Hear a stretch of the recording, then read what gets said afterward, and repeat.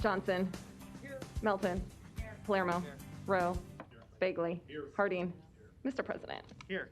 Please stand for the Pledge of Allegiance and remarks by Councilmember Brinker Harding. To the flag of the United States of America and to the republic for which it stands, one nation, under God, indivisible, with liberty and justice for all. Thanks. Please feel free to take a seat. First, I should probably quick note, this should be one of my favorite days of the year. I believe it's National Coffee Day, so here's to that. I'm going to read a little something I had written here. Omaha lost a giant last week, and I don't mean that in financial terms, but in terms of what might be the heart of our city and community. Walter Scott Jr.'s heart, his love for our community is obvious, and not so obvious in many ways. It's impossible to be part of this community and not see the impact Walter Scott Jr. had on Omaha. There are buildings and projects that bear his name or his family's name, but there are so many more that do not. His impact on philanthropy in Omaha is eternal. As Jim Rose said earlier this week from KFAB, he taught us all the importance of philanthropy, why it is important not only to give back to your community, but invest in it.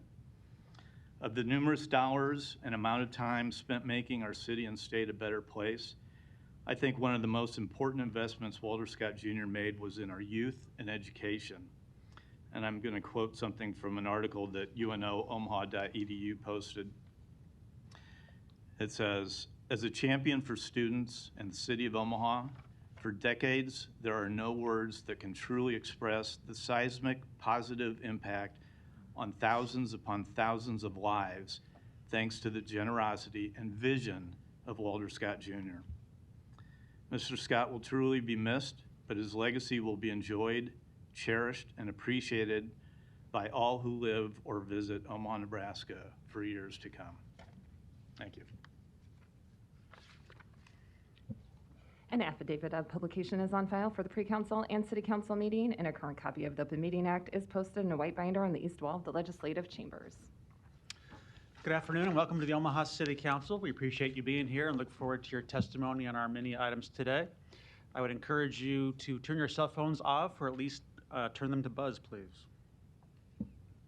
Item 6, an ordinance to amend the boundaries of the MCC overlay district to incorporate into that district the property located at 637 and 639 North Saddle Creek Road. Planning Board and Planning Department recommend approval. Public hearing and vote on number 6 is today. The applicant, please. Are there any proponents for number 6? Seeing none, any opponents? Public hearing is closed. Roll call. Johnson. Yes. Melton. Yes. Palermo. Yes. Rowe. Bagley. Aye. Harding. Yes. Mr. President. Yes. Item 6 is approved, 7-0. Item 7, an ordinance to amend the boundaries of the MCC overlay district to incorporate into that district the property located at 14205 Ida Street. Planning Board and Planning Department recommend approval. Public hearing and vote on number 7 is today. Are there any proponents? Seeing none, any opponents? Public hearing is closed. Roll call. Johnson. Yes. Melton. Yes. Palermo. Yes. Rowe. Yes. Bagley. Aye. Harding. Yes. Mr. President. Yes. Item 7 is approved, 7-0. Item 8, an ordinance to amend the boundaries of the ACI 1 overlay district to incorporate into that district the property located at 2514-2520 North 24th Street. Planning Board and Planning Department recommend approval. Public hearing on number 8 is today, and also the vote. Are there proponents for number 8 today? Seeing none, any opponents? Seeing none, public hearing is closed. Ms. Johnson, you're recognized. Motion to approve? Second. Roll call. Johnson. Yes. Melton. Yes. Palermo. Yes. Rowe. Yes. Bagley. Aye. Harding. Yes. Mr. President. Yes. Item 8 is approved, 7-0. Item 9, an ordinance to rezone property located at 201 South 71st Street from R5 District to TOD 3 MNR. Planning Board and Planning Department recommend approval. B is communication and opposition. Public hearing and vote on number 9 is today. The applicant, please, Mr. Beller. Thank you, Mr. President. Brent Beller, 1140 West Center Road, on behalf of the applicant Michael Maley Real Estate. With me today is Mr. Maley. Before you today, sorry, I'm going to talk. You're going to have to actually hear me out on this one. So this piece of property is about 0.27 acres just south of Dodge Street, just east of 72nd Street. This is the property in question. To the north, we have the Fuddruckers there. To the west, there's a retail center with the Chipotle, Starbucks, that area. As far as we know, this property has sat vacant since the early 1980s. I think there was a residential structure there at one point. It has sat vacant.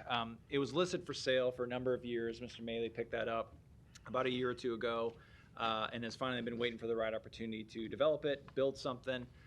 So it is a unique piece of property, but it's not unique in the sense that I think we, as our city grows and as the housing market is really, really intense right now, we're going to see a lot more projects like this, where we have our typical infill on lots like this that have sat vacant for a number of years.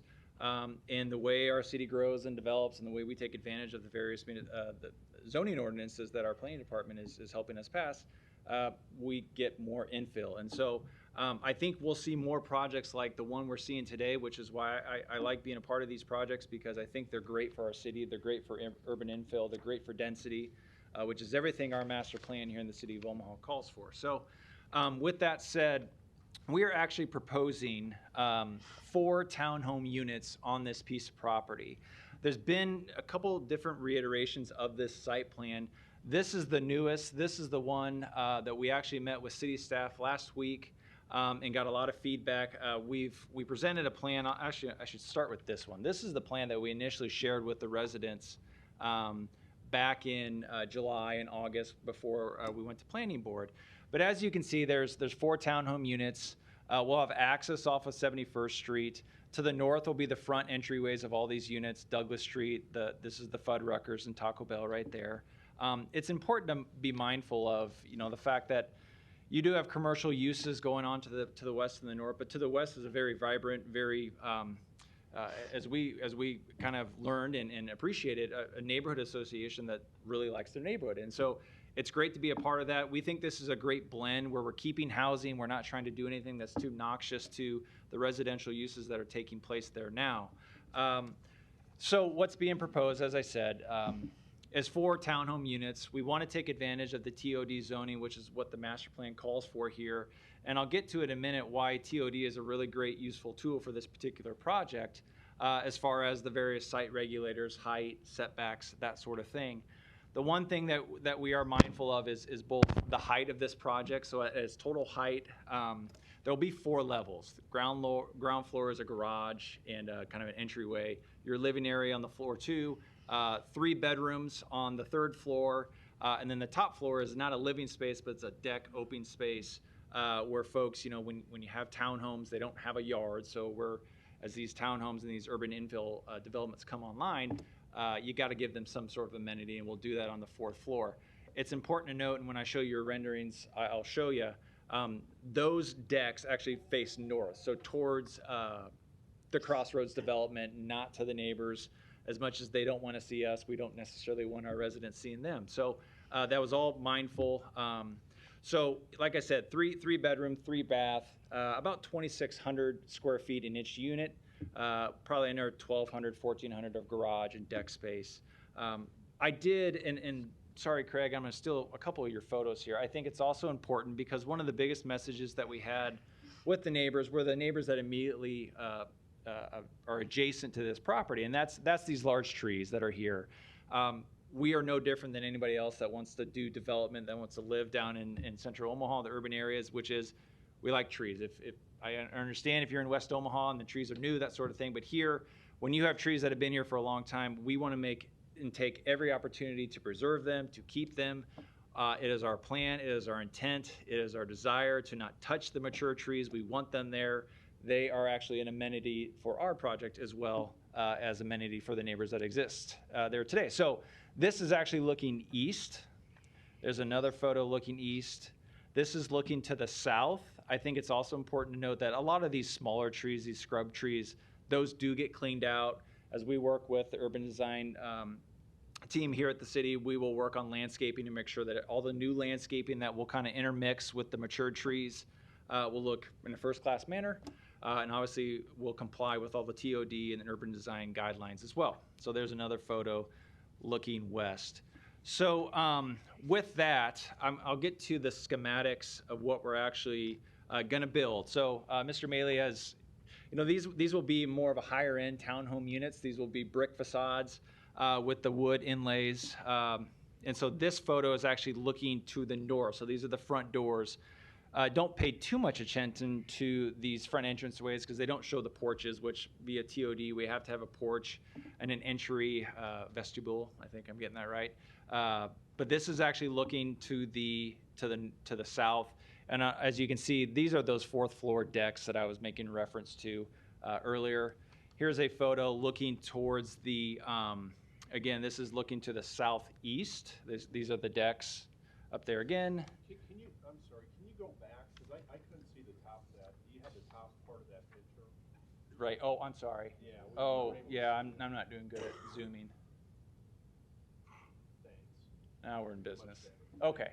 So yeah, so now you can see, and so these actually face north. So this is looking south. These face north towards the crossroads. So our neighbors to the south will have privacy from these. We won't be looking in their backyards. Here's another photo. This is looking from the corner of 71st and Douglas to the southeast. So decks up there, front entryways. This will actually be our entrance right here towards the back. Here is the back. So this is entering off of 71st Street to the east. Obviously, we don't have any of the landscaping, but it gives you an idea of what these will look like. We do have these second level just off our family room areas where there'll be an outdoor little patio of sorts. I don't want to speak for neighbors, but we didn't get a lot of comments, opposition as to those just because their height is a little bit lower. This is looking towards Crossroads. Crossroads is this direction. This is the south east corner of the building looking towards the northwest. Here's another front entryway. This is the Chipotle over here, Fuddruckers. This is the front of the buildings. And then finally, this is looking north, due north. As you can see, the 4-car garages or 2-car garages on each unit. So again, high class, done really well, higher end materials. We're pretty proud of it. And again, I want to reiterate that I don't think this project in and of itself stands alone. I think we'll see more of these, especially as we're trying to increase the density. But again, we had a really good dialogue with the neighbors. So we had a neighborhood meeting back in July. Very pleased that a lot of folks actually attended that meeting, a lot of questions. I do a lot of these neighborhood meetings, and it's always a good thing that once the meeting's done for someone to come up to you and say, hey, I came here in opposition because I didn't like your project and I'm leaving. I'm wishing you the best. We support this. Not that everyone likes the aesthetics of the project, but they appreciate the candor of the developer and his willingness to listen to neighbors. And one of the biggest takeaways of that meeting was keeping the trees and being mindful of the spacing between our buildings.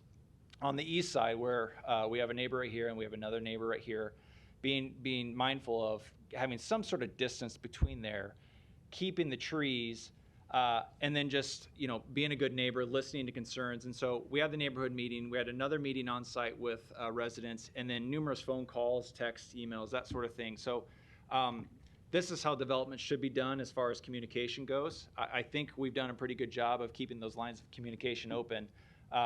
And I think when you look at our prior plan, which had about 15 feet of separation here, now that's up to 22. We had proposed a plan to the city staff that actually had this up to 28 feet, or was it maybe 30 feet. But there is a little bit of a right-of-way taking issue that we have to deal with. So I want to make sure that we're all clear. We will move this building as far to the west as we possibly can, subject to the city's ordinances and staff supporting that. We have no intents to move this any further to the east than we have to. We have no intent to push this any further to the south.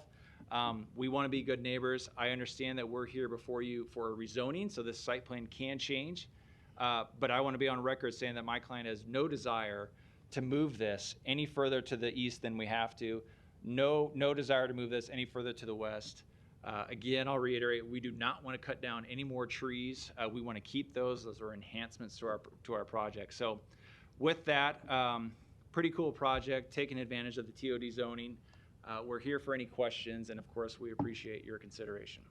Thank you. Are there any other proponents on number 9 today? Seeing none, any opponents? Seeing none, public hearing's closed. Mr. Excuse me? Oh, yep, come on down. You can't see me. Yep. You need to look to the audience. I can see you behind the lectern there, Larry. You're an opponent, right? Thank you. Larry Storr, right, go 515 ahead. Lafayette Avenue, Omaha, 68132. Very nice presentation. I'm not against improvements. What I'm against here is what I think is a lack of transparency, and we can certainly improve on that with more discussion. There's a number of properties that I wonder about sometimes, because when I drive by them, they've already been raised, and then they come up later with a redevelopment thing on the agenda or a TIF appropriations thing. We need to describe for the citizens what the difference is between this redevelopment and something that's going to get TIF. Or will TIF be slipped in on us here in the next hearing? The way things go with these after a few years of listening, the first reading and vote is very quick. The citizens probably don't know much about it, but you vote on it. It's already approved by the planning department, and your vote today approves it. There's maybe a hearing and a vote next week, and then it's done. And then the amendments come through. It's cut and dried, except for the amendments to change what was actually voted on for the public. So I'd like you to have more transparency. Tell us whether there is or is not any city or taxpayer funds involved in this. What is the city's participation, if anything? Why do certain things say city's participation and others do not? I'd like to know that with my tax dollars. Thank you. Thank you. Public hearing is closed. For the record, this is a rezoning, does not involve any city financing. Mr. Bagley, you're recognized. Thanks, Mr. President. Brett, you got a couple minutes, or maybe less than that?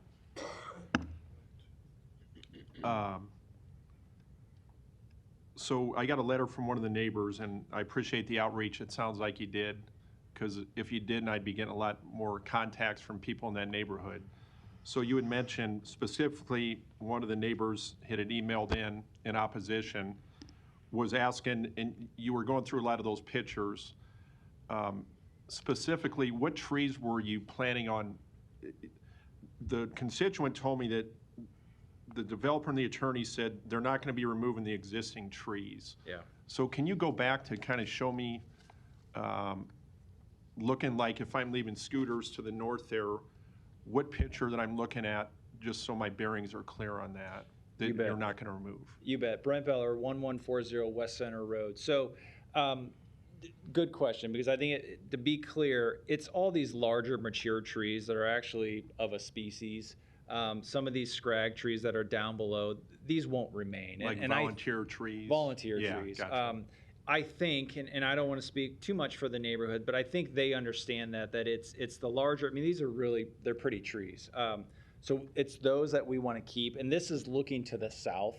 Okay. So as you're standing on Douglas and looking south, this is what you would see. It's these larger trees that we'll keep, and then fill those in with new pine trees, grasses, that sort of thing. And the same is true as you look towards Craig's property. It's these larger trees that will stay. We obviously have hired a landscape architect and a landscape engineer to help us make sure that we don't take anything that's not a scrub tree. I know I'm butchering that, Vinny, I'm sorry. Or whatever they're called. So yes, anything that's low cutting probably won't be there. Larger trees, we're not touching them. We do not want to touch them. It's all, I always get nervous saying never, because if a public utility or someone has to come in and cut some of those down, I don't want someone coming back on Michael and saying, hey, you cut down a tree. But That happens. So we are not going to be the impetus behind voluntarily cutting down any of those trees. Okay, I appreciate that explanation. And the other thing I was going to ask you, just to clarify what in pre-council, Mr. Fanzal mentioned, I thought they said they originally had plans for 4 driveways coming into there, and now it's just 1 driveway to the 4 garages, right? Yeah. So that kind of, is that a little buffer for traffic, or what's the purpose for that? I'm not sure I know exactly what Mr. Fanzal was referring to. Every site plan that we've ever shown the neighbors has always had this one single drive. It might have been the vestibules or the entryway, the porches on the north side that we've included, but I might defer to Mr. Fanzal. Yeah, if you would, Dave, real quick. Maybe I misheard you this morning on that, to clarify that. Dave Fanzal, City Planning. You didn't mishear me because it was Eric England who said it, but I will, I will address it to the best of my ability. The way I understand it, the first site plan that we probably saw had driveways coming off of Douglas Street. Oh. In TOD, we want those buildings to be closer to the sidewalk, closer to the public realm, so it's more walkable, more pedestrian friendly. So I think that's what he was referring to. Thanks. You bet. That's all the question I had, so Okay. thanks. Mr. Bagley, while you were talking, I think the neighbor you referenced, I think, may have been raising his hand. So if you wanted to recognize him to Great. come down, or else I Okay. can do that. Yeah, I apologize for if I missed you there. Do you want to come down, sir? Was there anything you wanted to add for? Yeah.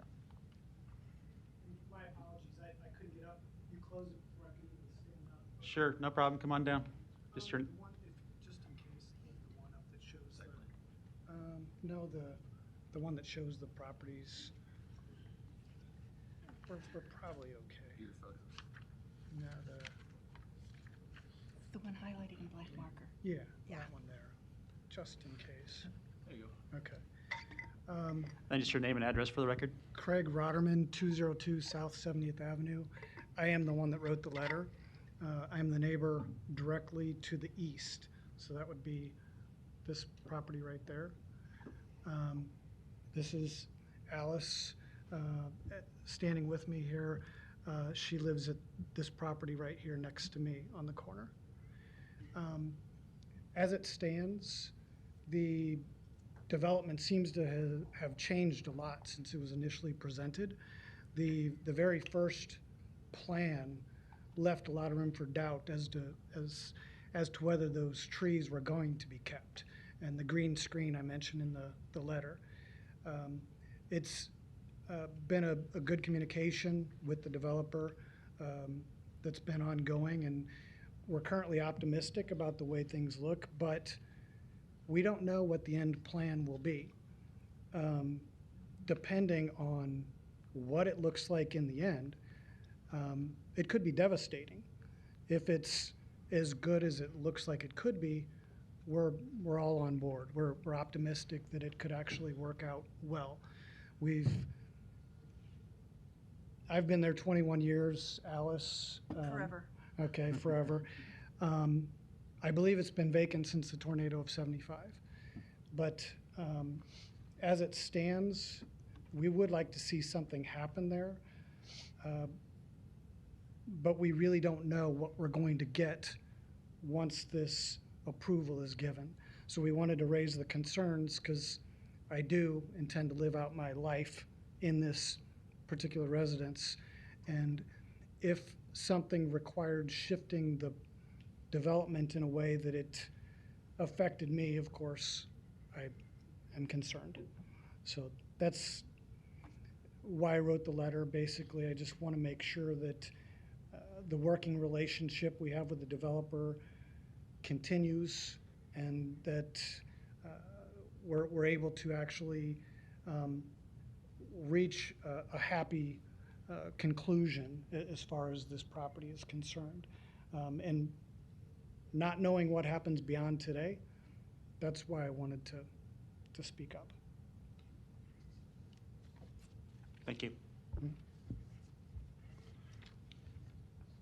Thanks. So I appreciate the letter that you sent, and in reading all the material from the planning department and what their intent here is to do. I'm new to the council, but I'm hoping that what they are presenting here today is what is done. and you as neighbors, it sounds like they've had good outreach to you. That aesthetically, it looks good. I come out of Scooters there, getting a burger, and that now that I saw the pictures again and I drove by to make sure I'm looking at the right thing, that it's going to be, you got the orbit system there and everything is in line with what the city's master plan is. So I'm hoping that in 3 and 4 years, and when this is all done, whenever it is, that it is what they described it to be here today. And I appreciate you taking the time to send the letter. And Alice, did you retire from OPPD? Yes, I did. Okay, it's good to see you here today. Thanks. I used to work there also. I remember you. And what's your last name, Alice, for the record? Alice Dvorak, and I live at 222 South 70th Avenue. And I know Alice, from my days at OPPD, is a good union member. She was very vocal when she had things that were on her mind, so I look forward to that as a constituent, that if there's anything with this project, Alice, going forward, and you, Craig, as well, that I'll look forward to working with you and hearing from you. Thank you. Thank you. Thanks very much. Thanks. Mr. Harding, you're recognized. Thanks. Mr. Beller had Those are his. hopefully one quick question for you. I believe there's a proposed retaining wall, both on the east and the south sides. Is that a wall or a fence or a combination of, or can you address a little bit of that? Because again, that might help on some of the, to give a little color on the screening or Sure. buffering that might be involved. Brent Beller, 1140 West Center Road. You're right. Actually, the original design, Councilman Harding, actually had that retaining wall going all the way along almost the fence line and then all the way to the west, which I think generated a lot of questions as to how do you build that retaining wall, keep those trees there. So in the plan that's actually been submitted, you'll see that retaining wall is now gone. So there will be some sort of retaining wall coming off the building in front of these trees on the south, because you can't see it, but there's probably 8 feet between the property line and where that retaining wall will be, which will allow a lot of those trees on the south side to be retained. So that was a concern we heard from neighbors. Obviously, we're going to still work with staff, but I don't think it's feasible. I'm not an engineer, but I don't think it's feasible to have a retaining wall here and still keep those trees, which is why we took it out. Okay. All right, thank you. And now, Don, I'm sorry I'm going to do this, but I'm going to take the bait. It's going to add some time. So I want to address, you can sit down, Mr. Beller, I'm sorry. I want to address an issue that seems to come up in front of us every single week, and that's the question of transparency. Obviously, if an item doesn't say anything about TIF, I think there's a pretty safe assumption that TIF's not included in that project, and therefore, I don't think there's a transparency issue there. But the argument's really getting tired. Mr. Storer, I'm going to direct this at you. You raise the same issues week after week about transparency and TIF. You tried to make an argument that we as a city are hiding things, trying to slip one by the public, which offends me, and we all know is not true.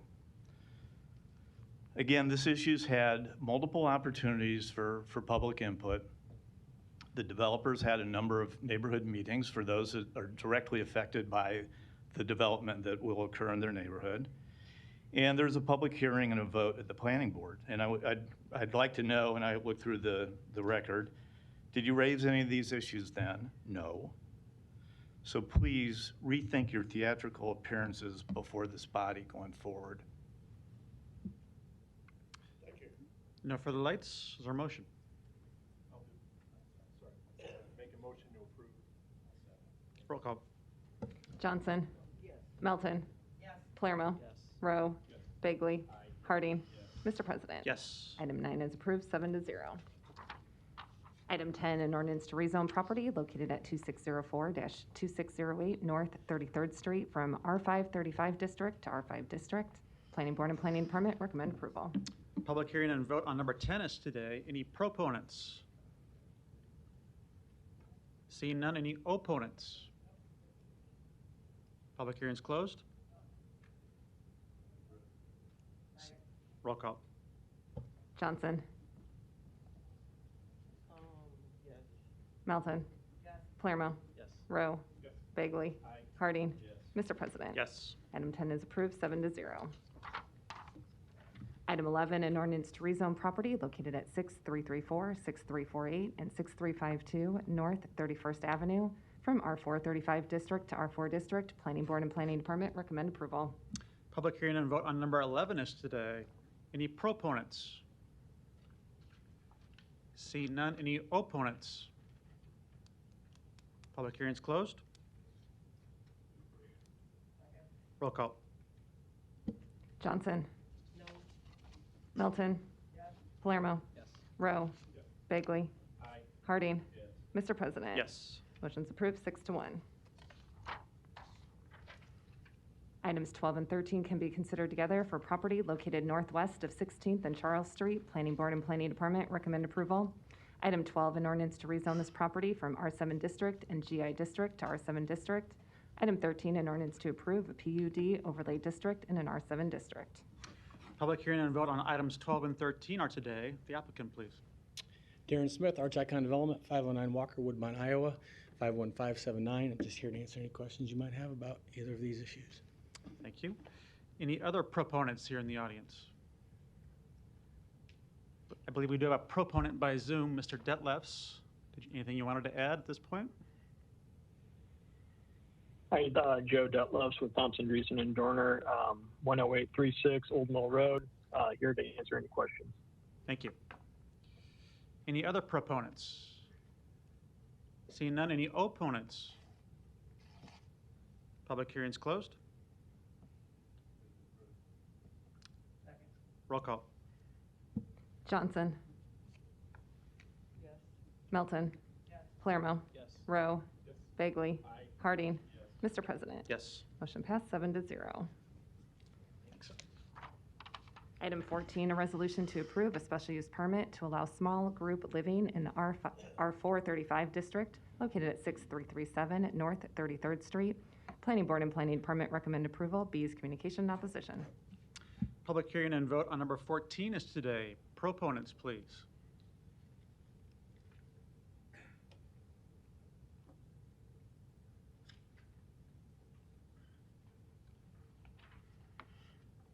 Good afternoon. My name is Marcus Polk. I'm the Program Director at Gateway Transitional Housing. Your address, please. 6337 North 33rd Street, Omaha, Nebraska. Great. Thanks. And here to answer questions? Yes, sir. Okay. Thank you. Any other proponents today? Seeing none, any opponents? Public hearing's closed. Ms. Johnson, you're recognized. Thank you. I'd like to raise an objection under the Open Meetings Act. Larry, you can come down to the podium if you want to speak as an opponent. Otherwise, you're out of order. Well, according to your rules and the rules of the State Open Meetings Act, if I do not raise an objection, I cannot later sue you under the Open Meetings Act. I have maybe 130 months or... Your name and address for the record, Larry? Okay. But... Larry, your name and address for the record, and are you... Oh, I'm sorry. Larry Storr, opponent to this item? 5015 Lafayette Avenue, Omaha, 68132. And you're an opponent to this item?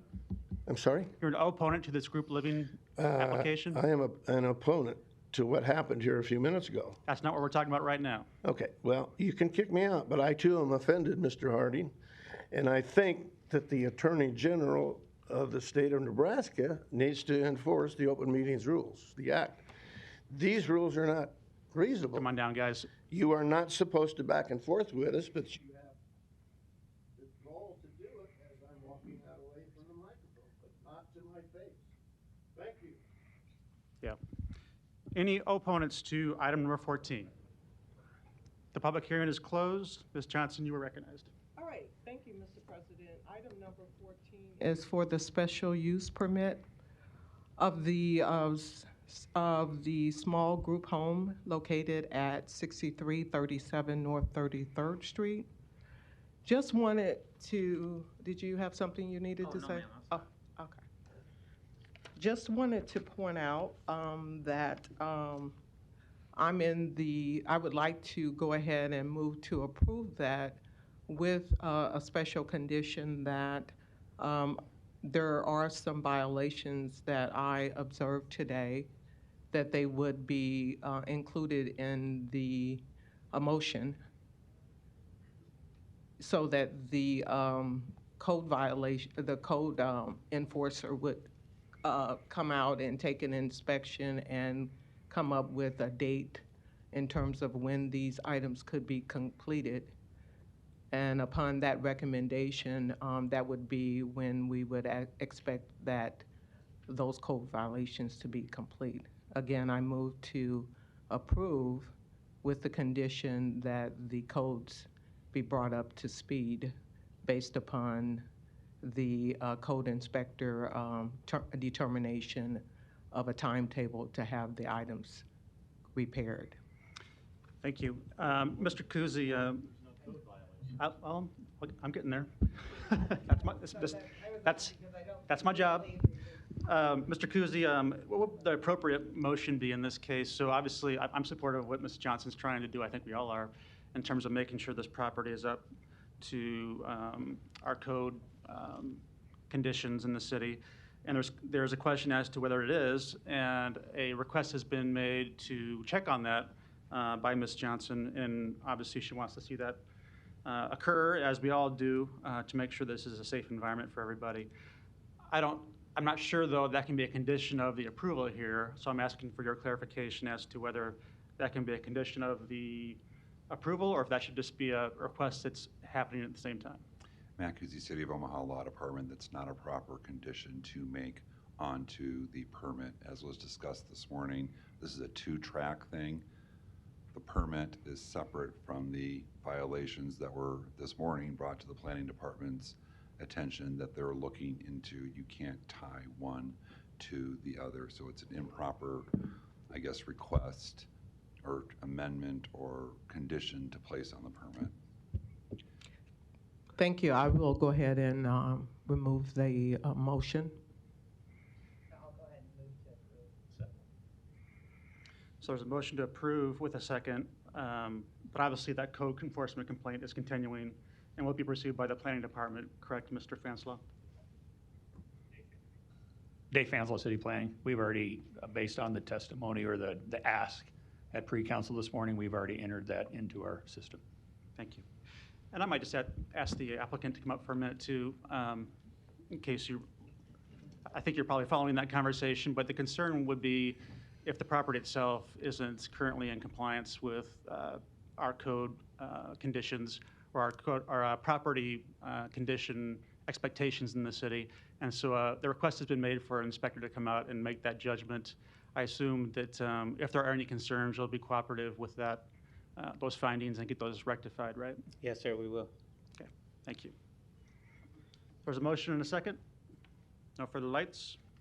Roll call. Johnson. Yes. Melton. Yes. Palermo. Yes. Rowe. Yes. Bagley. Aye. Harding. Yes. Mr. President. Yes. Item 14 is approved, 7-0. Thank you. Thanks.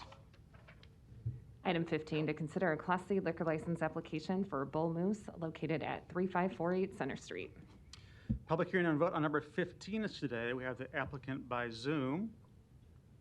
Or, I'm sorry, that's the, the applicant is here, Mr. Kelly. Yep. Good afternoon, Mr. President, members of the council. Sean Kelly, 2804 South 87th Avenue. Appearing today on behalf of the applicant. As the clerk noted, this location is at 36th and Center Streets. It's approximately 1,700 square feet, although the service area is much smaller than that in the interior. And then on the exterior, there is an outdoor patio, 50 by 30, so approximately 1,500 square feet. So a very modest request. The applicant is active in investments in the neighborhood, and I think has been a good neighbor, certainly qualified to hold a liquor license, as the members already do. We have heard some concern from the neighbors regarding noise and parking. So there is parking along 36th Street, which the applicant does not object if city council members or staff or others want to look into getting rid of that parking. That's not ideal for the applicant, but nonetheless, I think that would be acceptable, especially considering that the applicant is an owner of property just to the east. So there are 24 spots that customers of this proposed location could use to help alleviate any concerns from too much parking in the neighborhood streets. Secondly, noise has been brought up in some correspondence. Again, this is a very modest request. This is not planned to be allowed environment. But to that end, the applicant is committed to being a good neighbor, wants to be part of the neighborhood, already is in other capacities, and would offer to close down the business at midnight, 7 days a week, and also to avoid any live music past 10 o'clock that would be loud to the neighbors. So with that, I'm happy to answer any questions. The applicant here is present as well for any representations or questions. Thank you. Any other proponents that want to speak today? Come on down. Hello, Council. Mike Peter, 1016 South 38th Street. You heard that right, 1016 South 38th Street. So this is my neighborhood. So I am very keen on being a good neighbor, and am happy to answer any of your questions. I know parking, you all are very familiar with urban districts, and that's always a concern. So we do own a business that is close enough for this to be a permittable use, and we have a cross parking agreement. Those businesses are also daytime and breakfast businesses, so there's ample parking there as well. So with that, happy to answer any other questions y'all have. Thank you. Other proponents?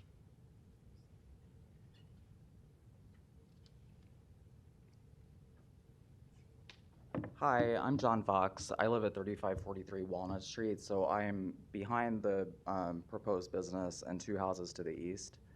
And I'm also the president of the Field Club Homeowners League. Mike Peter and I have known each other for years, and I support his business concept. I support the idea, and I don't have a problem with the liquor license at all.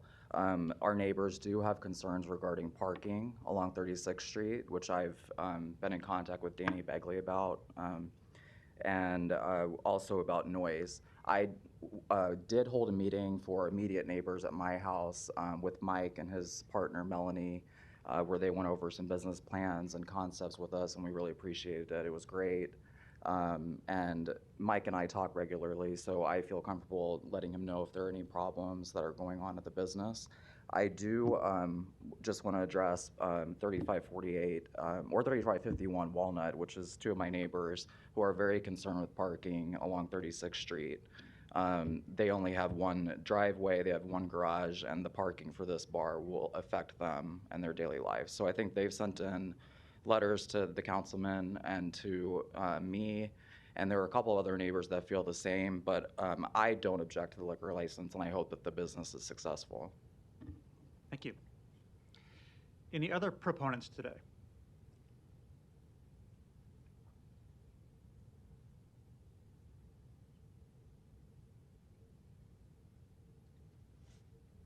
Hi, I'm Kathleen Laughlin at 3531 Walnut Street. I'm about a half block to the east of where this business will be. And I, myself and my sister live at that house, and neither one of us have any objection. And I think he's addressed any concerns about the late night. And any concerns we would have with the noise won't affect us, and we would support that business. Thank you. Thank you. Other proponents? Seeing none, any opponents? Public hearing is closed. Mr. Harding, you're recognized. Thank you, Mr. President. Maybe just for Public Works, I believe if there's any parking that's removed, that has to be done by a petition process generated by a fronting property owner? Bob Stubbe, Public Works, that is correct. Okay, so if there are any concerns, or if there's a desire for that to take place, that's a process that you'll have to go through. And it looks, the neighbors would have to go through. It's not my property. Yeah, right. The other question I had, I asked this earlier today at a pre-council. I know you've agreed to close at midnight, I believe, but my question was, would it not be, and yeah, if you want to come up, Mr. Peter, to address that, you know, if I'd be perfectly fine allowing you to stay open for the legal hours that you can, but if you want to limit the amount of hours on the outside area, I mean, I think that would be Yeah, I think that's a fair acceptable, but- compromise, and I think the neighbors would be, that's the main concern. So yes, we'd be okay with that. Okay. Yeah, Yeah. I'll ask Mr. Fox, was it? Yeah. If Mr. Fox, could you come up and maybe respond to that? I apologize, Danny. I didn't know if you were going to go there or not. But. And again, John Fox, 3543 Walnut Street. I do want to say that the hours going until midnight were never discussed with me and our neighbors. We were told that they were going to be similar to Vis Major, which is down the street, which would be closing around 9 o'clock throughout the week, Monday through Thursday, and then staying open later Friday and Saturday and Sunday. If you picture this patio, it is a few feet from a property owner's backyard. They have young children. There are a couple of homes there as well. So I don't necessarily support hours that are going to be late all week long. I understand the zoning is there for it, but as a very tight neighborhood and a close neighborhood, I don't think that we want loud music or noise going until midnight every day of the week. Okay, and then I'll ask Mr. Peter to come up, because I don't think there's intended to be any live music, is there? No, there's not. I mean, You'll have to state your name and address. For the Mike record Peter, again, sorry. 1016 South 38th. Yeah, it's a pretty small patio. It'd be difficult to have 20 people on it. So, there would maybe be an acoustical guitar or something like that. But we never, when we met specifically with the neighbors, we said we would not have live music past 10. We said on the weekends we would anticipate being open till midnight. As Mr. Fox alluded to, we don't want to limit ourselves, but our business plan is to be open till 10 o'clock on weekdays and midnight on weekends. I'm an owner of Vis Major, the brewery, as well. Yeah. And so our plan is to mimic the hours.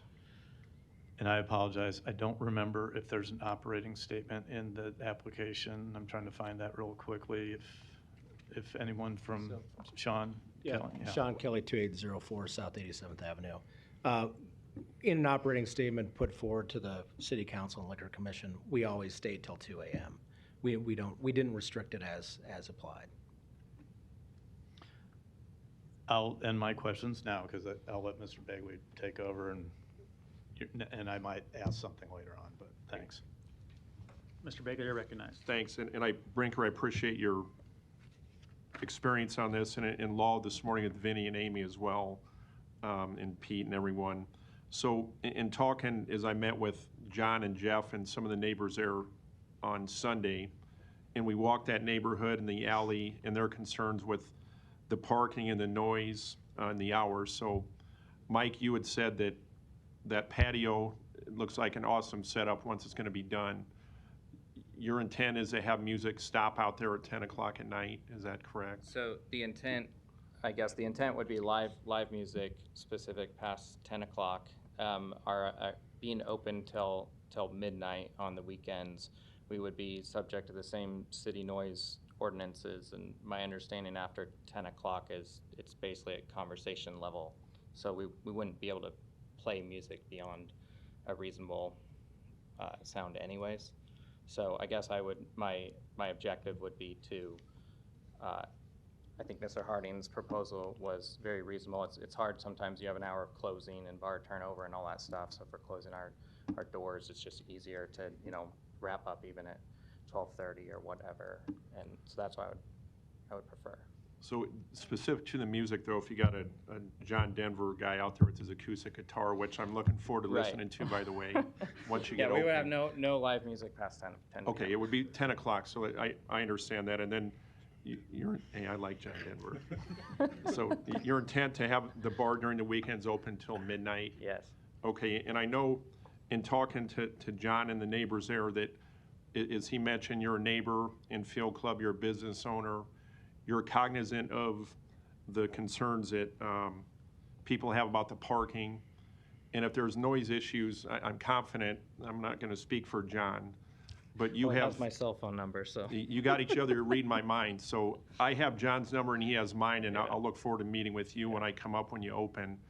And I'm on the law committee with two of my colleagues, and they did a great job of educating me today on, not that I anticipate this with this place you're opening because you're an established business owner in the neighborhood, but if there's issues, we can always come before our law committee and talk about them.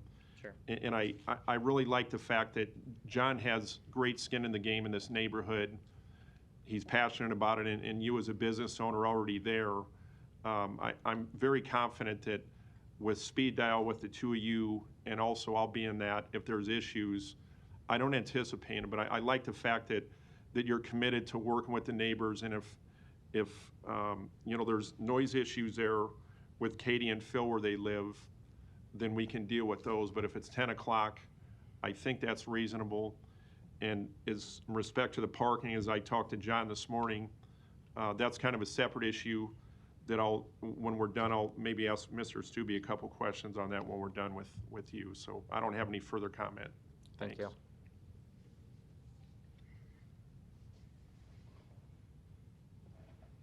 Anything further, Mr. Bagley? Not at this time, thank you. Okay. Ms. Melton? Well, with that, maybe I'll approve the liquor license. I will second that. Can I ask Mr. Stubbe a couple questions? Oh, sure, I wasn't sure. I was kind of waiting. Maybe so I should have didn't- done that before, so. Go ahead, Mr. Bagley.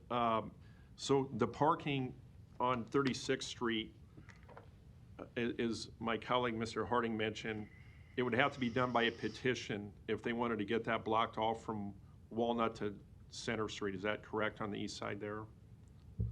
Bob Stubbe, Public Works. So typically, there's two different ways that we post no parking signs. One is more related to safety from a standpoint of sight distance obstructions and things like that. The other way is that normally in a residential type area, we would request that the property owners along that particular stretch petition so that everybody in that area has a complete understanding with regard to those signs going up, because it is public right of way. And so that's the process that we go through, is a petition process. Okay, I appreciate that. And the second question I had, if they did go down the road to get a petition, on the west side is the Field Club. On the corner there of Center is the Bull Moose, where they want to put that. And then the next property up is the homeowners there, Kate and Phil, and I want to get this wrong, Anania? Thank you, Anania. So how many of those folks that I just mentioned would it have to go beyond that little radius there? Or who would be responsible for signing a petition for no parking on the east side of 36th Street from Center to Walnut? So in that particular case, and I'll have to kind of go by memory with regard to the streets, I don't believe that there's any opportunity for currently today for parking going eastbound or southbound on 36th Street. So obviously the Field Club would not be applicable. So the no parking would only be on the east side of the street. So in this particular case, and I don't have my city experts here, I believe the only ones that would be applicable would be the ones that are on the east side of the street that are affected by the no parking on that side of the street. Okay. So those properties, and again, it would come down to the fact of how big an area would be requested for no parking. So if you're going from essentially Center Street all the way to Walnut Street, it would be those properties that are essentially fronting that particular section there. Okay, thank you. You're welcome. Thank you. Mr. Palermo, you're recognized. Thank you, Mr. President. Mr. Bagley, everybody wants to talk about your future new bar, don't they? Director Stubbe, this is a question for you. Yes, Bob Stubbe, Public Works. I want people to know and to think about this. If you were to petition for no parking on this east side of 36th Street, keep in mind, it's not going to be reserved parking for the neighbors. If it's no parking, it's no parking. That means those neighbors who are limited on parking, they now lose their parking spots. So I know it's been thrown out there, but maybe you haven't thought about that part of it. Probably not a good idea, at least to start. Maybe if this gets approved today, let's see if there is a parking issue before we go down that road. And if there is, then of course that goes through Public Works, to the committee, to the neighbors, and that's something we can address down the road. But be careful, because sometimes when you ask for something you really didn't want in the end. So thank you. Thank you. No further lights. Is there a motion? Motion a second to approve. Roll call. Johnson. Yes. Melton. Yes. Palermo. Yes. Rowe. Yes. Bagley. Aye. Harding. Mr. President. Yes. Item 15 is approved, 7-0. Item 16, to consider a Class C liquor license application for Clubhouse Lounge located at 3936 North 90th Street. Public hearing and vote on number 16 is today. Proponents, please. Rick Hansen, 8206 Brown, looking for a liquor license at Clubhouse Lounge, 3936 North 90th. Great. Thank you. Any other proponents here today? Any opponents? Public hearing is closed. Second, roll call. Johnson. Yes. Melton. Yes. Palermo. Yes. Rowe. Yes. Bagley. Harding. Mr. President. Yes. Item 16 is approved, 7-0. Item 17, to consider a Class C liquor license for Sorrow Cider located at 1012 South 10th Street. Public hearing and vote on number 17 is today. We have the applicant by Zoom, Ms. Sanford.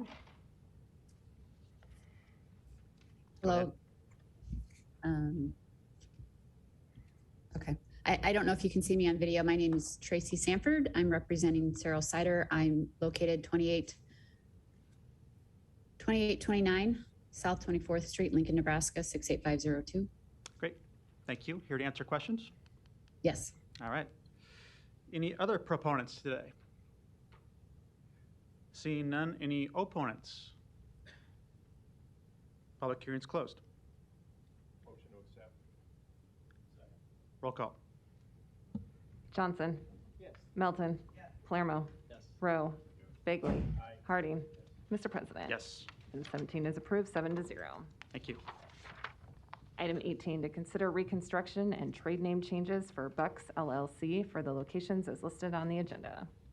Public hearing and vote on number 18 is today. We have the applicant also by Zoom, Mr. Thompson. Go ahead.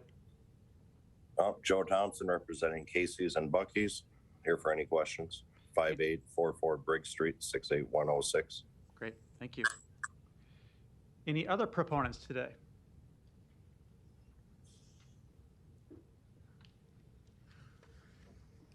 Luis Jimenez, 2709 Dewey Avenue. I'm a proponent. I've been following this this business. I think it's a big business change from gas stations all over the country, but definitely here in Nebraska, going from Bucky's to Casey's. And it's nice to see that they're dealing with their papers. I go to Casey's a lot, and I did go to Bucky's, but I think that Casey's is a good business. You can get a lot of things, especially liquor and pizza and breakfast items. So that's why I'm supporting this. I'm glad there's going to be more Casey's because they're a good business. Thank you. Thank you. Any other proponents?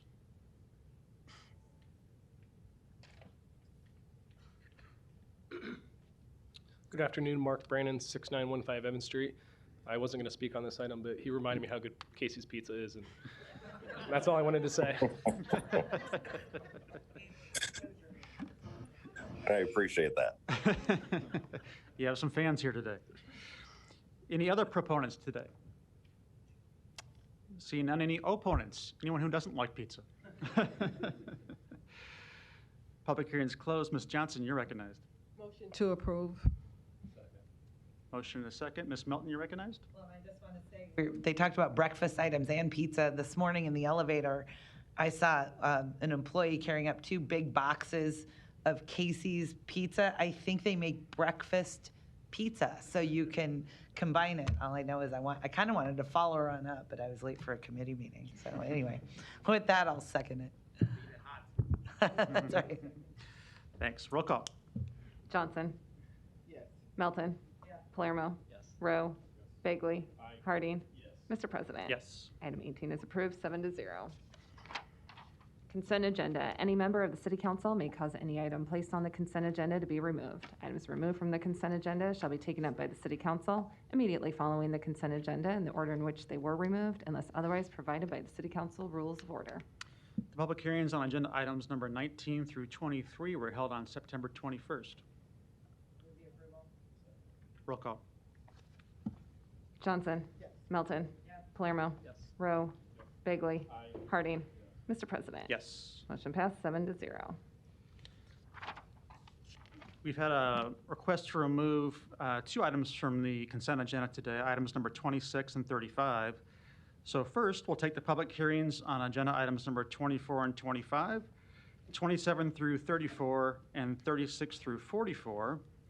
If you wish to address the City Council regarding these items, please come to the microphone, indicate the agenda item number you wish to address, identify yourself by name, address, who you represent, and if you are a proponent or an opponent.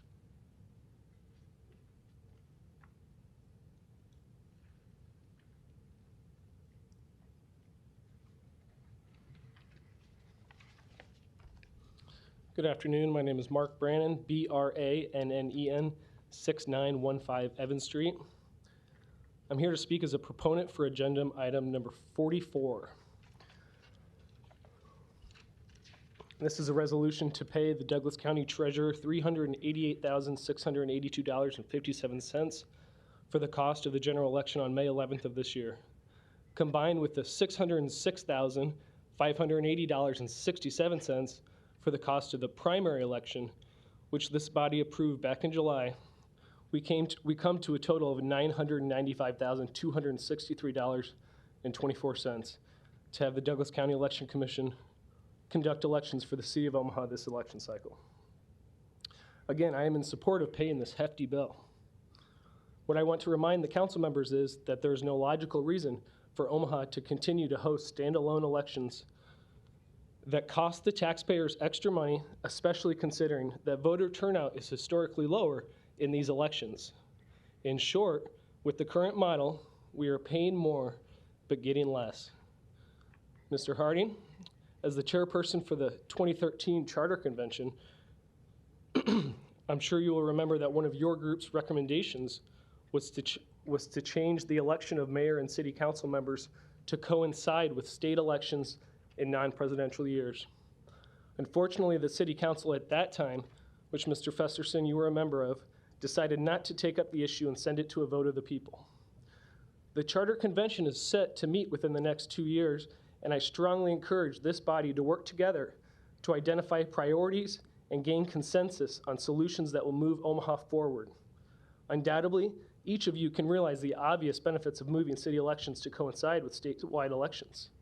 Mr. Harding, Ms. Melton, Mr. Rowe, as fiscal conservatives who admonish wasteful government spending, I hope you will get behind this issue. Mr. President, Ms. Johnson, I'm sure you can appreciate that this move would significantly increase voter turnout in city elections. Should this not be our goal? Ms. Johnson, I'd especially like to highlight the fact that this drop-off in voter turnout between statewide elections and off-year city elections is the steepest in your district, meaning that this current model disproportionately affects your constituents. Mr. Palermo, you're a common sense guy. Does this not make sense? Thank you for your time today. I appreciate your consideration. Thank you. Any other comments on these items? Luis Jimenez, 3306 Birch Street. I wasn't going to talk about Luis, the give us many a different issues. address every time you speak. 2709 Dewey Avenue. Is that What your did I real say? address? Yeah, Dewey yeah. My leases overlap Okay. this month, Gotcha. so I have both places. All right. It's just moving out. Sorry. 2709 Dewey Avenue. I'm just here to support 44. Elections need to happen, and you guys committed with the county to pay for this election. Even though a lot of us see issues with the districts and participation, but this is definitely a time to think about these things and the things that the previous presenter brought up, that the Omaha elections and city government could do better if the elections happen with the national elections. That's a theory, and I'm convinced by it. And that's it. Thank you. Okay, thank you. Any other comments on these items? Seeing none, I'll take a motions.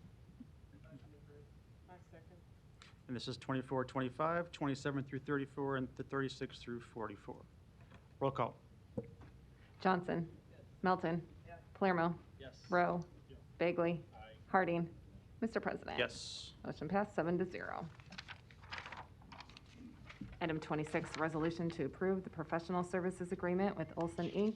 in the amount of $284,760 for the 2021-2022 staff augmentation project.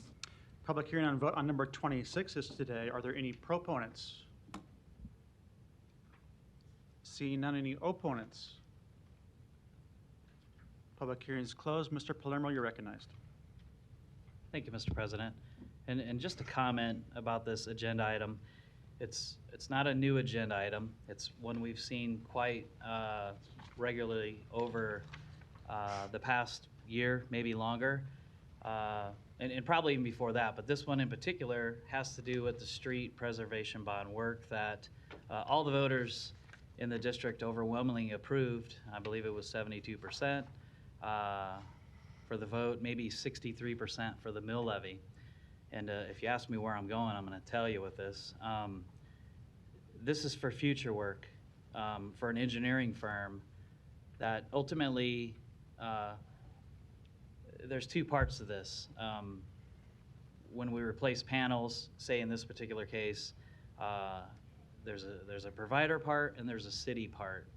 And moving forward, I'm going to look at these a lot closer because what we heard today was myself, my colleague Melton, and one other council member that had concerns over some of this panel replacement.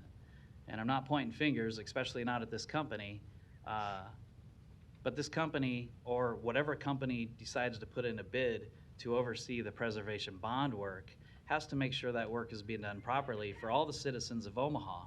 Because there's nothing more frustrating when I go out to a job site and my constituent says, man, I really wish I would have never voted for that.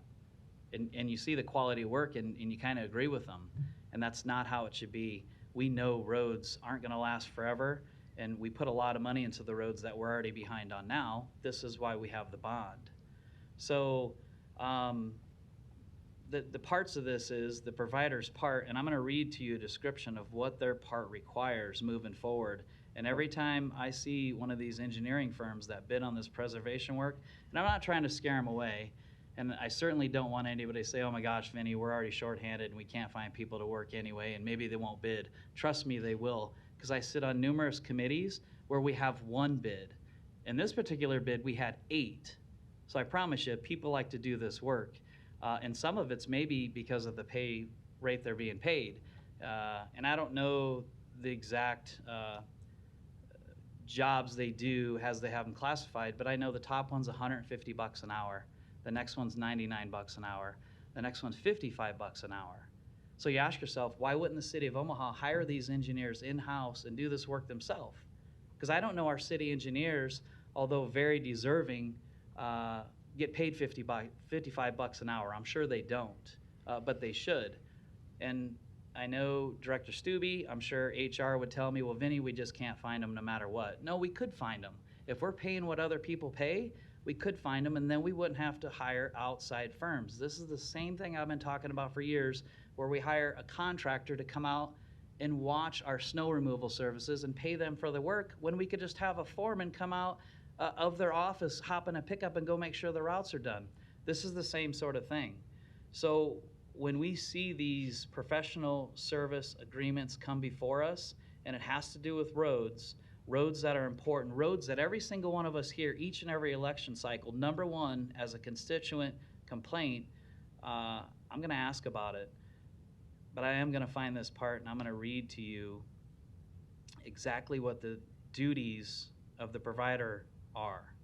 And in subsection 3, it says, the presence of provider's personnel at a construction site is for the purpose of providing to city a greater degree of confidence that the completed construction work will conform generally to the construction documents and that the integrity of the design concept as reflected in the construction documents has been implemented.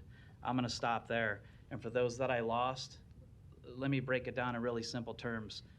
we are paying somebody to babysit contractors that are doing panel replacement work. Some of them aren't doing their job, and that's why I brought this up today.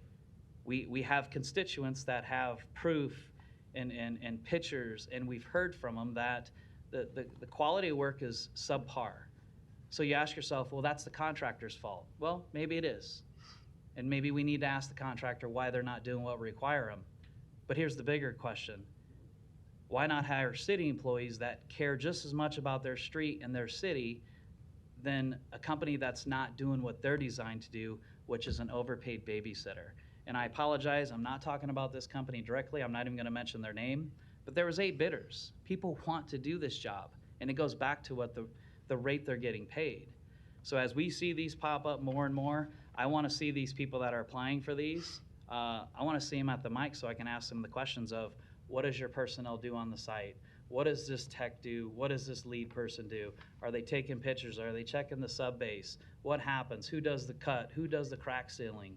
And when we talk about transparency, although Councilmember Harding ran out, somebody that I want to talk about transparency, we know on this council how much we dig into each and every agenda item. And this agenda item covers the whole entire city. That means we have 7 sets of eyes on it, along with our staff and directors and clerk's office. Things don't get by us. And when things get brought up to us that are complaints from our constituents, we need to address them. And if we're not addressing them, we're not doing our job. So the reason I'm pointing this out today is we're going to keep a close eye on those who we contract through the city, since we don't want to hire city employees for that pay rate to do their job. Thank you. Thank you. Ms. Melton, you're recognized. Thank you. Yes, I mean, the people put a lot of faith, voted for this bond issue because they wanted their streets repaired. In turn, we put a lot of faith into the professional services that we hire.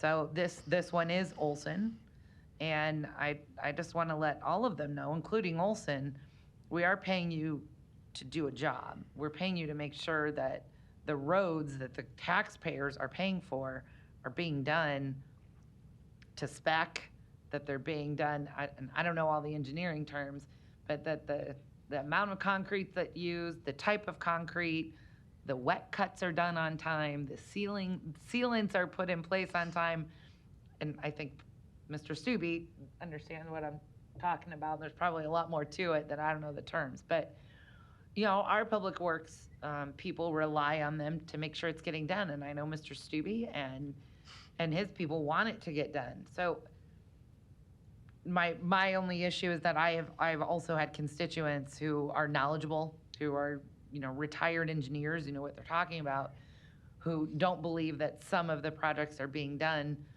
at the specs that we are paying them to do. And so I guess if there's anyone out there from Olson that can hear this, because it's number 26 and it is Olson, but to all of them, all the other engineers that bid on this and have our projects, please do what we're paying you to do. Please make sure the contractors are doing, are laying it to spec so that we're not having to redo these roads 5 years from now. Our whole goal is to have streets that are maintained for 15 to 20 years. That's why we voted for this bond. If we have to redo them again in 5 years, we're really just throwing our money away. So I would ask all these engineering firms to please make sure you're watching the contractors and making sure we're all working together to have good roads. So thank you. Thank you. Mr. Bagley, you're recognized. Thanks, Mr. President. The discussions that my colleagues had this morning, Councilman Festerson and Councilwoman Melton, it was really a good discussion we had. And as I campaigned for this seat to represent the district I lived in my whole life, the number one overwhelming issue at every door that I knocked was the condition of our roads. And as Councilmember Melton shared this morning with Councilmember Palermo and I, it's deeply concerning to me that the city, the taxpayers voted on a ballot $200 million to fix our roads. And that's great because the roads are terrible. If our consultants who are tasked to go out and look at the work that the contractors that we're paying are not doing what they're supposed to, then that is unacceptable. And I look forward to, with my colleagues, holding the engineering firms and the contractors accountable for the work they're doing, because in 5 years, if these roads weren't done to specs and they're failing, myself and the colleagues sitting to my right and left are going to hear about it. And it's unacceptable. So on the Public Works Committee, which I chair and sit, I'll look forward to working with my colleagues and making sure, to the best of our ability, that the city, there's trust and transparency. And if we're not getting that, then we got a real problem. We're going to have to deal with it. So again, I appreciate the conversation with my colleagues this morning on that. And this issue is not going away, and I look forward to working with everybody up here, that there's no Republican or Democratic way to fix a pothole or a street. The bond was passed, and now we're fixing it. So we got to make sure that the money we're paying is spent on the specs that it's supposed to be. Thank you. Thank you. No further lights. Is there a motion on number 26? Second, roll call. Johnson. Yes. Melton. Palermo. Yes. Rowe. Bagley. Harding. Mr. President. Yes. Item 26 is approved, 7-0. Item 35, a resolution to approve the real estate purchase agreement with Habitat for Humanity for the sale of properties as listed on the agenda. Planning Board and Planning Permit recommend approval. Public hearing and vote on number 35 is today. Any proponents?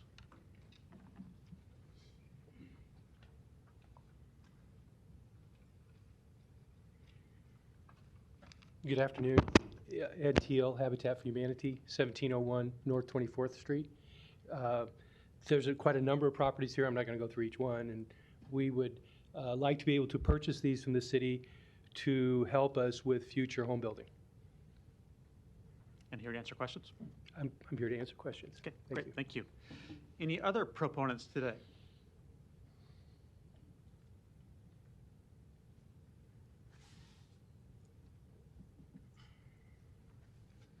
Luis Jimenez, 3306 Birch Street. I have two addresses. Are you Dewey Street or are you Birch Street? I can only give you one address, right? I have two addresses. So, right, at 27. She's got you at Dewey no matter what. On Dewey? Okay, thank you. Oh yeah, I can only provide one address, right? I support this. And I've seen the houses that Habitat for Humanity builds, and they're really nice. They look like comfortable homes.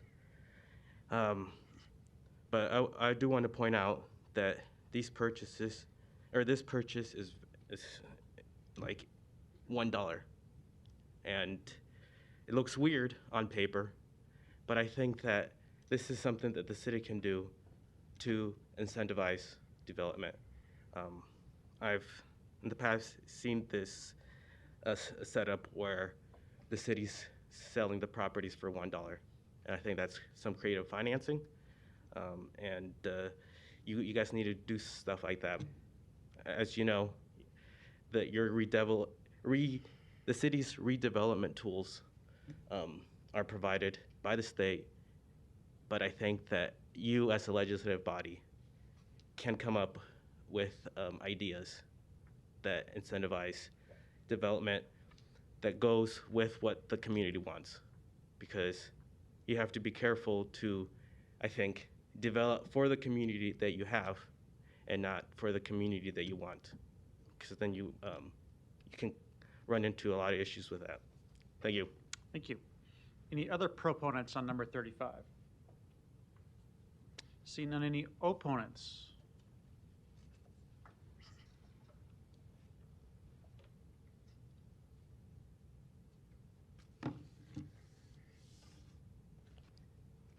Hey.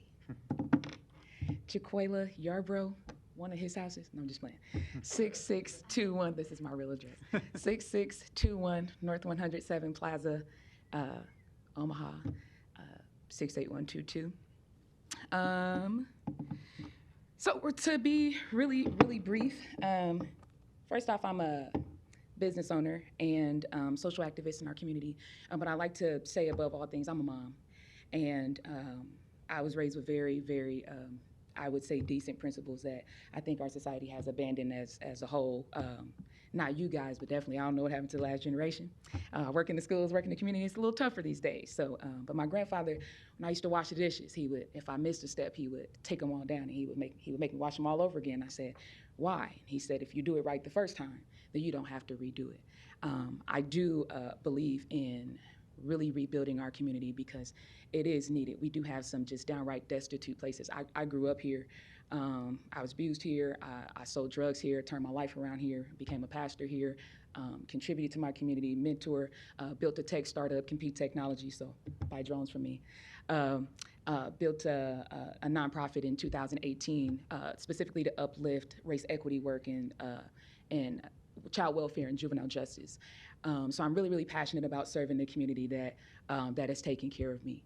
And for one, from a race equity standpoint, the houses in this district, for one, we know that this is a predominantly Black area. We know that most of the people who live here are not homeowners. And primarily because of, a credit issue, primarily because of the lack of financial ability to purchase a home. But if all of us could buy a home for $1, we would all be homeowners. And I really, really think that this really speaks to a greater issue, how we can really work together to build real equity, not just race equity, but socioeconomic equity. So when I look at Omaha, right, I'm 33. I don't feel like it. Don't tell anybody else.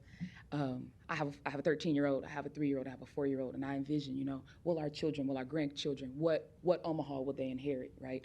Will they inherit a city that is all houses and people of poor stature financially and politically have been shoved out to the margins of society? Or can we proudly stand together and say, hey, we saw an opportunity to innovate and we gave everybody an opportunity to participate in that. And we made the decisions to make that happen. Now, none of us will be here, right, to enjoy the fruits of what we vote on today, tomorrow, in the next 25 years. But our children will and our grandchildren will.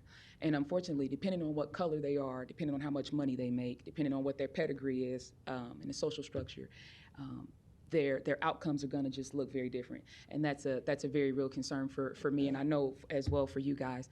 And so I'm hoping that we can somehow work together. I would hope that today this is at least delayed and not.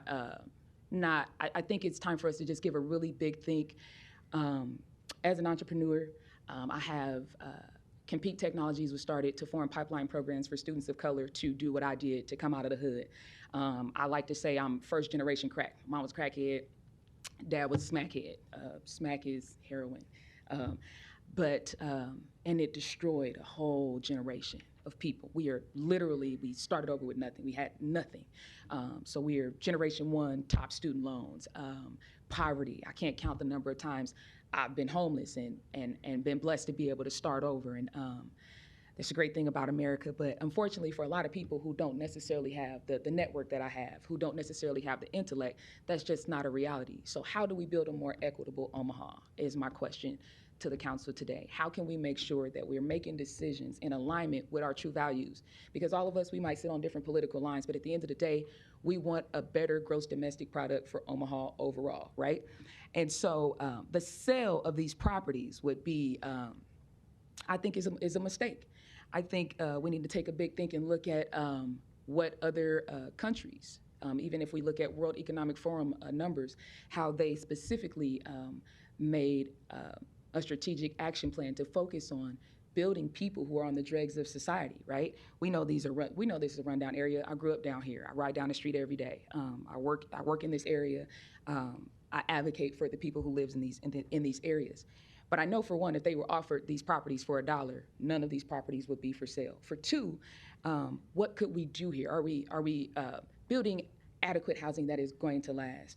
I have a lot of respect for Habitat for Humanity and the homes. I know a lot of people who live in those homes. My aunt lives in one of those.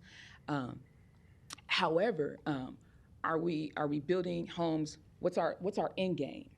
Are we building homes to introduce the possibility of home ownership? Are we really trying to build the value of a community? Because here's the thing, once we get those people in homes that essentially they would come to own, can they afford the property tax would be the next issue. I know well-to-do people who are struggling with property taxes. So these are real things that we have to think about before we decide, hey, this is a good idea for the people who live here, without really consulting the people who live here. We do know that there are strategic partnerships with, Metro and Heartland Workforce Solutions. So we are building a more equitable workforce, right? The skills to build great companies and firms and the workforce are being built here, right? So in 20, 30, 40, 50 years, I would like to see a North Omaha that is George Jetson age. I'd like to say that's where we're moving. There's so many things that we could do with that area. One of the things that I would like to see, even if there are homes, affordable housing should be mandated that they have solar powered power grids. Like if you're purchasing a property for $1, that's a no-brainer, right? It makes it easier for those people. We see that historically in this district, these people are traditionally poor.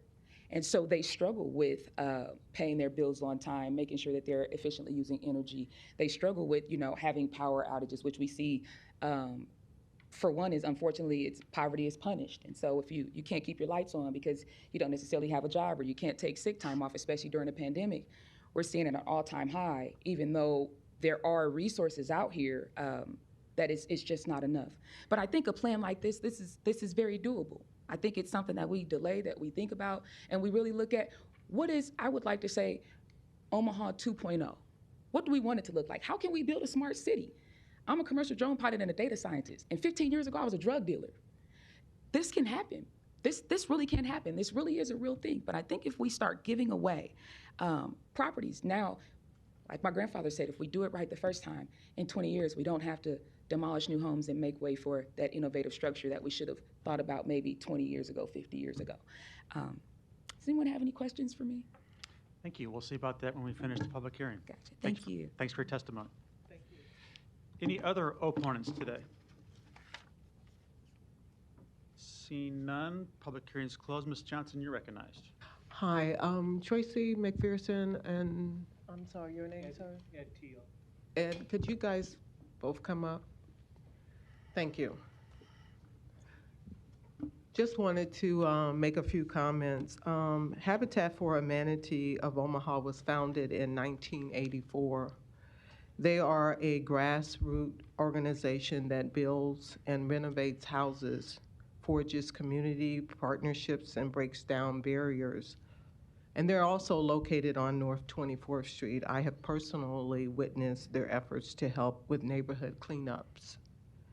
Habitat for Omaha home buyers are required to complete up to 275 hours of sweat equity before purchasing their homes through a 30-year affordable mortgage.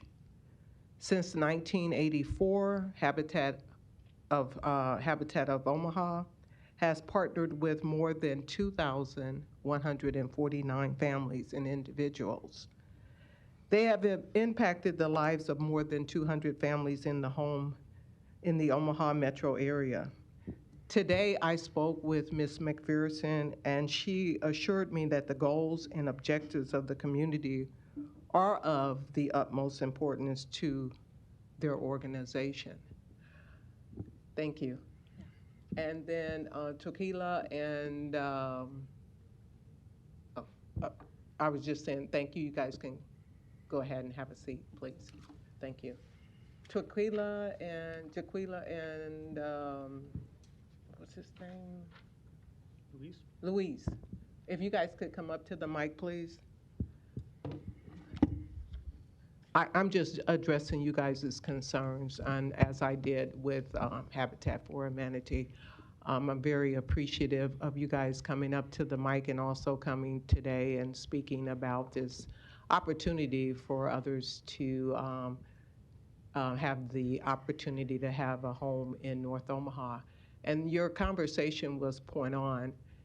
However, there is a The misinformation that we in North Omaha have regarding this type of purchase that Habitat for Humanity is making of $1 is based upon the Community Development Act. That allows organizations like theirs to come into the community and purchase the home for $1 so that we can develop the area. And we just have not had the opportunity in our community to know about this program. So this is how they were able to do this. But again, I share your concerns about having this opportunity for others in the community to be able to purchase a home for $1. But this is the reason why they were able to do this today. So with that being said, I'm going to vote. I'm going to make a motion to vote yes for this. Thank you. Thank you. There's a motion and a second. I would just add before we call the roll call that I appreciate the testimony in opposition as well. I think you're asking all the right questions, and they're big questions, and questions that our community needs to ask and be pursuing, especially as it applies to areas of poverty. So I appreciated the comments you made. I have a little bit different perspective on this particular item as it relates to that, though. I wanted to ask Ms. McPherson and Mr. Teal to come up for one second, too. Thank you. I supported this. Yeah, item. gotcha, Luis. Okay. Is there a chance to maybe respond to some of the I'll let you do that in a second, but I want to Gotcha. ask them a question. Thank Yeah. So I just wanted to reaffirm with you along the lines that Ms. Johnson was discussing that what's occurring here is property that's being sold to Habitat for Humanity for exactly this purpose, right? To provide affordable housing. And as Luis was observing, when we're able to convey that property for $1 to a developer like yourself, a nonprofit developer, you're able then to pursue affordable housing projects that might then be affordable to residents. So I wanted you to give you the opportunity to talk about your process, how you do that, how you're defining affordable in this case, and maybe how you do screen applicants and help them become homeowners. I'm on the construction side. I'm going to let Tracy talk about screening applicants. Sure. And then let me talk specifically about these lots, or not specifically about these lots, in general. There's a kind of a And wide... Mr. Teal, just your name and address for the record. Ed Teal, 1701 North 24th Street. Thank you. There's kind of a wide breadth of area in these lots. And these lots are in focus areas that we have. We don't necessarily build in every focus area every year, but we're building in a focus area every year. For example, this year we're mostly in the area of King Science Center and NAF, Neighborhood Action in Fact. And next year will be almost exclusively in Neighborhood Action in Fact. Some of these addresses are there. We may not build on these because there may not be of a proper size to build on, but as we acquire these lots, and then we acquire some more lots next year and some more lots the year after that, we can replat and rearrange and make them suitable to put a house. Our model really is based on a single-family detached house, hopefully with an attached garage, sometimes with a detached garage, but almost always with a garage, almost always with a basement. And our houses typically are right around 1,000 square feet on the main floor, and then with the finished basement would be slightly less than that. So it's a process to put these properties together and make them buildable lots, and then build a house. And it takes years to acquire all that. So that's what we're starting here. Mm-hmm. Tracy McPherson, Habitat for Humanity of Omaha, 1701 North 24th Street. I want to address one thing. You talked about what's the end game. About 2 months ago, we had a Habitat homeowner who had retired. She had paid her house off and decided she wanted to move back south to be with her family. She was able to sell her Habitat house on the open market. She made $85,000 from the sale of her house. And with that money, she was able to move back south to be close to family. She said without having that home equity, she wouldn't have had options. So the end game is to allow families more options. That home equity allowed her to make a decision that I want to be with family down south. So she could afford to do that. So a lot of times that's the end game. That's the name of the game for us, giving people home equity and to help lift them out of poverty. You asked about how do we choose our families. Our partner families, well, we've had about 1,000 families apply. We do 50 homes a year. We can't do it all. So recently we did slightly change our program. We don't hand anybody a denial letter anymore. We work with them on credit issues or whatever it is they need to work on to give them a multiple paths. So they could have a path to homeownership with Habitat, or once we help them get credit cleaned up, tell them what they need to do, they could have a path to buy a house on the open market. We've had several families that have been able to do that. So we don't just build houses. We really are looking at building individuals, giving them credit, improving their credit scores. I'm amazed that some people come and they don't know what a credit score is, so we have a lot of education to do there. They still have to take lots of classes when it comes to their finances, how to take care of a house, all of that. We provide all of that. So this is a long-range plan for people. We don't just have people fill out the application, you're accepted or denied. We walk with people, and sometimes that walk takes them 9 months to over a year to finally get home ownership ready. Thank you. Yep. I have one more light to recognize, but I'll allow you to speak one more time if you wanted to. Thank you. Jaquilla Yarbrough, same address, 6621 North 107 Plaza. I'm not going to start joking. So just two things I'd like to address. Thank you so much for your comments, and thank you so much for you guys' acknowledgement. I think that sometimes we confuse people disagreeing with not understanding. And it's not that we don't understand what these programs are about. What we're asking for, what the community is looking for more is equity in those areas. So we understand that these nonprofits, larger nonprofits, one would call them monopolizing at some point. Because I too run a nonprofit, I know how hard it is to kind of get into the game when you're the little guy on the block. But what we're looking for in the very, very near future, in the present, I would hope is we start to look at the equity of these things, because again, whereas Habitat is purchasing, or let's just take Habitat out of it. Let's say Company A is purchasing property for $1, right? And they're essentially, this individual is going to purchase this property for $80,000. Okay, they're still tied into it for 30 years, whereas if it was an equitable deal, right, for everybody, if everybody had an opportunity to purchase that same property for $1, I 1 + 1 is 2, and so it's again, we've got a long way to go as a city, and I thank you guys for your time, but I really want us to start imagining Omaha as we've left being a big town and we're turning into a city. And I think that we really have some opportunities that we really, really have to examine the intricacies of deals like this, which may seem menial for a lot of us, but for those of us who grew up there, who live there, who are doing the work in that community, who are actively putting in prevention programs there. I would also like to say that conveniently, there are a lot of businesses located on 24th Street. Not very many of those are operated by African-American people who live there. I'm a tech startup owner, so I have an LLC, but I also have a nonprofit organization.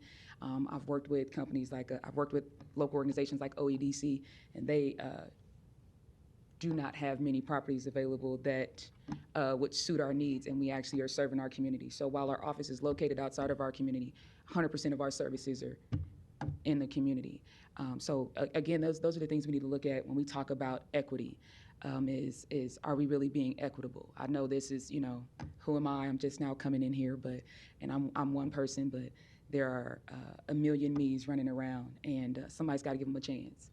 So thank you. Thank you. Thanks for being here.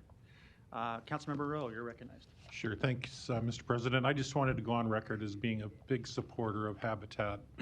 I've been involved in projects across the country and actually had a chance to meet Millard and Linda Fuller, who founded Habitat quite a few years ago, and worked side by side with Linda painting a house down in Lincoln.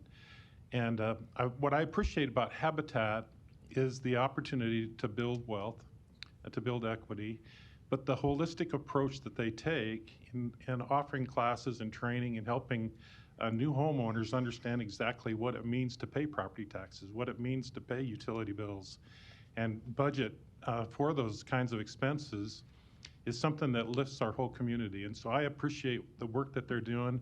I'm glad that we can take an opportunity to take an asset and turn it into something that's going to provide a home for a kid, for a family, and kids that live in a home that they can call home do so much better in school. They do better in life. And so I just want to go out as a proponent, supporter, and thank you for what you're doing in our community. Thank you. No more lights. There's a motion and a second to approve. Roll call. Johnson. Melton. Palermo. Rowe. Bagley. Harding. Mr. President. Yes. Item 35 is approved, 7-0. Item 45, an ordinance approving the 1120 Lofts Tax Increment Financing Redevelopment Agreement. Public hearing on number 45 is today. Mr. Seaton, please. Or the applicant, whoever wants to speak first. Don Seaton, Omaha City Planning. I'm just here available to answer any questions you may have. Thank you. Other proponents? Darren Smith, Arch Icon Development, 509 Walker, Woodbine, Iowa, 51579, here to answer any questions. Thank you. Other proponents for number 45?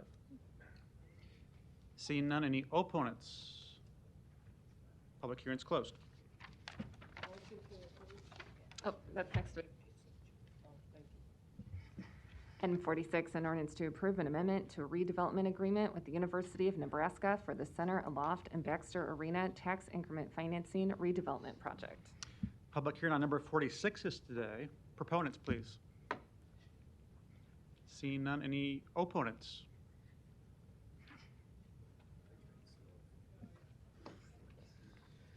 (2709) Dewey Avenue. All right, yeah. I'm a proponent for this item. I understand there's a lot of development going on, so maybe they can continue with their improvements with the TIF financing. Thank you. Thank you. Other proponents for number 46? Seeing none, any opponents? Public hearing is closed. Ms. Johnson, you're recognized. No? Okay. Number 46? I thought your light was on, but it looks like it wasn't. So is there a motion for next week? We'll take a motion on number 46. We'll close the public hearing and move to non-action items. Non-action items, items 47 through 63 do not require public hearing or city council consideration at this meeting, but will be placed on a future agenda for public hearing and or vote.